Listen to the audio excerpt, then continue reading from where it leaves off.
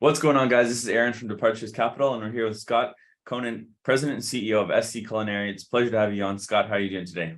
I'm doing great. Thanks so much for having me. Yes, I'm excited to be talking about your company. So can you start by giving us a little bit more about the company and what you guys do? SC Culinary, what we do is we create concepts for restaurants, we manage, we license. I've run through that company.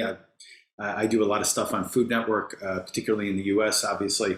I do some cookbooks, I do appearances, we do all kinds of things. The best part is that it's all within the genre of food. And that's kind of the space we live in. Most people love food, so it's an awesome topic to be talking about. So could you tell us a little bit more about the relationship between Scott and Kisses from Italy, how that came to be? Also, Dan Rowe and Fran Smart. Tell us a bit more. Yeah, so a couple of years ago, Dan Rowe reached out to me, and he had just moved to Scottsdale, Arizona, where I live, and we had a coffee and we were kicking around ideas and things that I wanted to work on and things that he, kind of saw in the future would be kind of important and growing business opportunities. So I had mentioned to him I really wanted to do an Italian American or Italian style sandwich place. And he said, I got some guys that I would love for you to speak to. So he introduced me to Claudio and Michael at Kisses from Italy. And I put together a little ideation of what I saw this sandwich shop being. Claudio and I really hit it off initially. We had a shared vision. We both have Italian backgrounds. And so what we decided to do was put together this Ponte sandwich shop and Italian deli. And Dan was really excited about it, from Fran Smart as well. So we put this idea together, and I created some, a vision board for it, and the talking points and all the necessary points of nostalgia when it comes to these sandwiches. These are not Italian panini. They're not, what we're talking about. We're talking about that kind of up all the way up the East Coast, from Philadelphia, even south of that, even parts of Washington, D.C., all the way up through Toronto, right through Montreal even.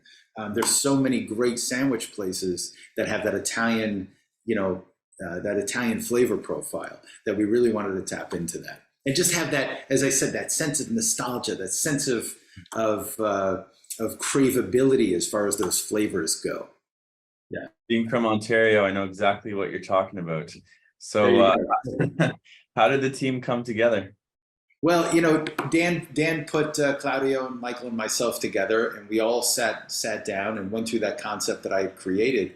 And Claudio was like, I got to tell you, Scott, I think you get it.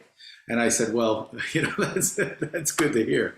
So we just decided to take a leap, and we're looking at a few spaces in New York City right now. We're really close to a location, which I'm sure we'll get to at some point.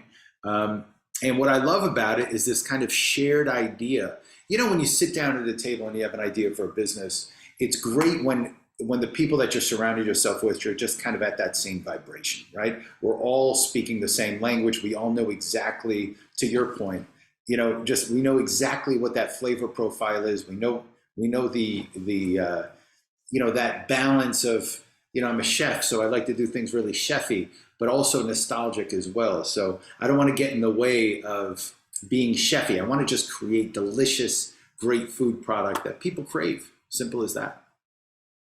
Definitely. So let's talk a little bit about the strengths of the team, Scott's vision, Kisses from Italy's team's corporate side, and Fran Smart's business development. If you could tell us a little bit more about that.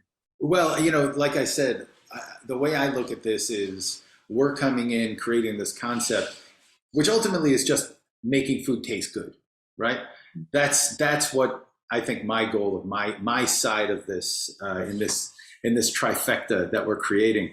The Kisses from Italy team, they have this great vision for creating these stores, the growth trajectory of the stores, the financial side of the growth as well. And I think really what Dan Rowe and Fran Smart do is they are the best in the business as far as the franchise side. So if we can start to grow this platform and really very strategically start to put these locations in various spots, throughout the US and Canada, we feel like there's a really great, like a very exciting business platform here that everybody is just, playing the role. And that's really important. Definitely. So could you tell us a little bit more about the creation of the new brand you were talking about, the Ponte Sandwich Shop and Italian Deli? Where did the fun play on words sandwich come from? So the sandwich, I have all these uncles from Italy and aunts and grandparents and all that kind of stuff. And it's kind of what everybody calls a sandwich, they call it a sandwich. So I always thought that was a really fun word to play with. And I think we can create, not dissimilar. Starbucks created an entire language for their coffees. I'm not comparing us to Starbucks. Listen, let's hope, right? But I do feel it's a really fun word to play with, and it's something that a lot of people get behind. When I talk about the Ponte in particular, the Ponte, where the name the Ponte came from, is my grandparents came from a town in Italy called Ponte Lindolfo. It's just outside of Benevento, about an hour and a half northeast of Naples. When they came to the U.S., a lot of them landed in outside of Montreal, and a lot of them landed in Waterbury, Connecticut. My grandparents landed in Waterbury, Connecticut, and they referred to themselves and everybody else from Ponte Lindolfo as Pontes. So there's actually in Waterbury, there's a Ponte Club, which is a social club only for these Italian American Pontes. So I always thought that was a really fun play on, my background, everybody calling one another Ponte from, who's of that lineage. So, and then tied with that sandwich shop also, these were like mother's milk for us. This is what we grew up with. They're so delicious. And I have that nostalgic flavor profile in the back of my head. And really identifying super high quality salumes and meats and pork products and really high quality beef for the sandwiches, and the breads. We're really spending a lot of time trying to identify that perfect bread for the sandwich as well. We don't want it to be something that is overly commercial flavor profile. We want it to be clean. We want it to have that beautiful texture of those old world sandwiches. And I think tapping into that nostalgia is the big differentiator for us. For a very short amount of time in Los Angeles, I had out of the back of one of my restaurants there years ago, we would make these sandwiches or versions of them. And I have to tell you, we would have a line out the door every day just for the 2 or 3 hours that we were open to sell these sandwiches. And it gave me this idea in the back of my head that this could be something that really works. There's a lot of really good sandwich places out there, but I think very few of them are tapping into that nostalgia that we're talking about.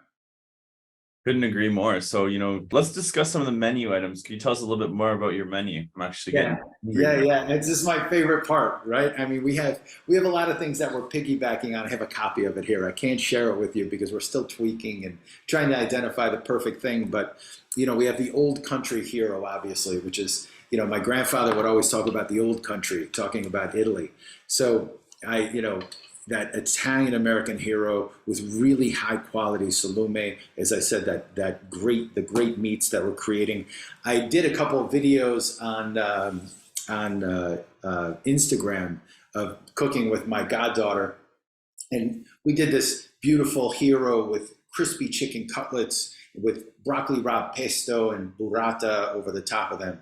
It was really spectacular. This roast beef hero that we created as well with this horseradish, plain horseradish sauce with a mustard seed aioli type of thing. Just those flavor profiles really shine. They really come through nicely. And as I said, the intention, there's one goal here, and that's to make people happy. And I feel like when I'm testing these things and tasting these things, and the 5 pounds that I put on while I'm doing it, it's just happiness. Simple as that.